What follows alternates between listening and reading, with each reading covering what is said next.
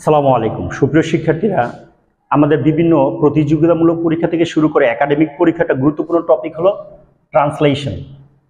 এখন প্রশ্ন যে সব পরীক্ষায় তো ট্রান্সলেশন আসে না, কিন্তু যখন আমরা ফ্রি হ্যান্ড রাইটিং করতে চাই তখন তো একটা বাংলা ভাবি, তারপর ওটা ইংলিশ করি। তা ট্রান্সলেশনের গুরুত্ব কিন্তু ইংলিশ শেখার ক্ষেত্রে স্পোকেন হোক, রিটেন হোক, যেভাবেই হোক ট্রান্সলেশনের ভূমিকা অনস্বীকার্য। তো আমরা এখন একটা ট্রান্সলেশন সলভ করব। তো এখানে বলা আছে এক সময় ছিল, মানুষ ছিল অসহায়। তো এক সময় ছিল ইংলিশ কি, ওয়ান্স আপন এ টাইম। মানুষ, হ্যাঁ, তো বহুবচন হিসেবে এম এ এন এর বহুবচন কি, এম ই এন। তো ওয়ার অসহায় ইংলিশ কি, হেল্পলেস। একটা সময় মানুষ ছিল অসহায়, তখন মানুষ ও পশুর মধ্যে তেমন কোনো পার্থক্য ছিল না। তখন ইংলিশ কি, দেন।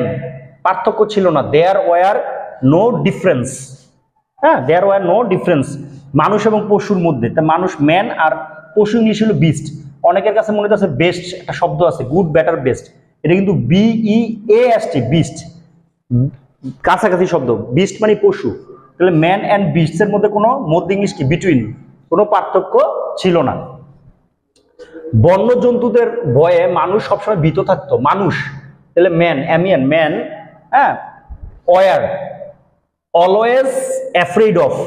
অ্যাফ্রেড অফ মানে ভীত। অ্যাফ্রেড এর পরে প্রেপোজিশন কি বসে, অফ। যেমন ফোন্ডের পরে কি বসে, ফোন্ড অফ।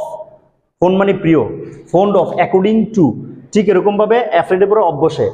কিসের ভয়, বন্য জন্তুদের, ওয়াইল্ড অ্যানিমেলস এর ভয়। ফেয়ার মানে ভয়, তাহলে man war always afraid of the fear of wild animals. আমরা জানি নাউন প্রেপোজিশন আরেকটা নাউন আসলে তখন আর্টিকেল কি বসে, দা বসে। যেমন ধরো লাইট অফ এডুকেশন, তখন আমরা বলি কি, দ্য লাইট অফ এডুকেশন। হ্যাঁ, the mango of Rajshahi, the rice of Barisal. হ্যাঁ, দ্য লাইট অফ এডুকেশন। এরকম নাউন মাঝখানে যে কোনো একটা প্রেপোজিশন, একটা নাউনের পূর্বে আর্টিকেল দা বসে। তো মানুষ সবসময় বন্যজন্তুদের ভয়ে ভীত থাকতো। আচ্ছা, তারা গড় বানাতে জানতো না। তারা জানতো না, জানা ইংলিশ কি, নো। আর অতীতে হলে ডিড নট নো। আর আমরা জানি do not, does not, did নটের পরে কিন্তু ভার্বের বেস ফর্ম, মানে একবারে প্রেজেন্ট ফর্মটা হয়। তারা জানতো না কিভাবে, হাউ টু। হ্যাঁ, এখানে যদিও কিভাবে লেখা নাই, তারা ঘর বানাতে জানতো না। তাহলে কিভাবে ঘর বানাতে হয়, হাউ টু বিল্ড হাউসেস।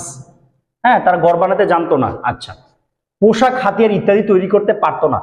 এখানে কারা পারতো না, তারা, দে পারতো না। তাহলে ক্যান নটের অতীত হলে কি, কুড নট, মেক, তৈরি করতে পারতো না। কি করতে, পোশাক, clothes, CLOTHES, clothes, and weapons. Weapons মানে কি, হাতিয়ার, আর ইটিসি এটসেট্রা, এগুলো তৈরি করতে পারতো না। আচ্ছা, তারা মাটিতে গর্ত কিংবা পাহাড়ের গুহায় কিংবা গাছে চড়ে রাত অতিবাহিত করত। তাহলে তারা অভ্যস্ত ছিল, দে ইউজ টু। আর আমরা জানি ইউজ টুর পর ভার্বের প্রেজেন্ট ফর্ম হয়। তো they use to pass nights. তো রাত্র কিভাবে অতিবাহিত করত, তাহলে স্টেইং আন্ডার দ্য গ্রাউন্ড। তারা মাটিতে গর্ত, তাহলে মাটিতে গর্ত ইংলিশ কি, হ্যাঁ, গ্রাউন্ডের। হ্যাঁ, তাহলে আন্ডার দ্য গ্রাউন্ডে কি করতো, তারা স্টে করতো। এইভাবে স্টেইং আন্ডার দ্য গ্রাউন্ড। তাহলে they use to pass nights. আর আমরা জানি একটা ভার্বের পর সাধারণত আরেকটা ভার্ব আসলে অনেক সময় আইএনজি করতে হয়। কিরকম, যেমন আমরা বলি stop writing, start writing, finish writing, এরকম। তারপরে would you mind opening the door. এই যেরকম এইখানেও পাঁচ শব্দের পরে আরেকটা ভার্ব আসছে, যে they use to pass night, তারা রাত্র অতিবাহিত করতো কিভাবে, স্টেইং, থাকিয়া। কোথায় থাকিয়া, আন্ডার দ্য গ্রাউন্ড, এই যে মাটিতে, মাটির গর্তে, কিংবা পাহাড়ের গুহায়, or in the cave of the hill. পাহাড়ের, কেভ মানে গুহা, হিল আর কেভ, পাহাড়ের গুহায় থাকতো, কিংবা গাছে চড়ে, or climbing on the tree. তো এই ছিল আজকের ট্রান্সলেশন। সবার জন্য শুভকামনা। Thanks for watching.